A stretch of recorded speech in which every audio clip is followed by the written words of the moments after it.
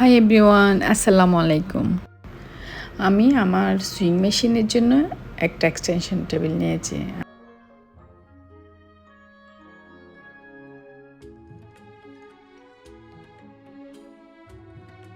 প্রথমে এটা আমি প্যাকেট থেকে বের করে নিচ্ছি। টেবিলটা বিভিন্ন সাইজের আছে, আমি নিয়েছি রেগুলার সাইজেরটা।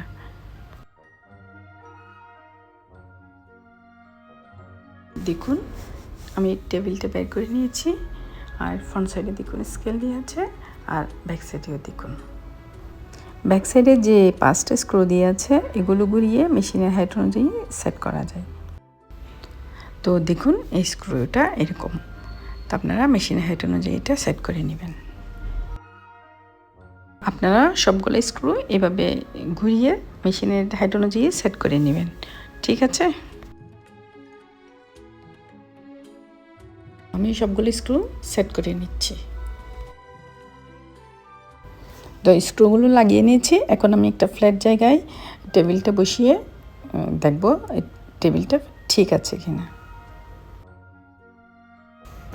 দেখুন, আমার 5টা স্ক্রু লাগানোর পরে আমি টেবিলটা বসিয়ে দেখতেছি, আমার টেবিলটা নড়তেছে না, একদম পারফেক্ট। তো চলুন মেশিনে কীভাবে সেট করতে হয় সেটা দেখাই। প্রথমে বক্সটা খুলে নিব, দেন আমি টেবিলটা সেট করে নেব।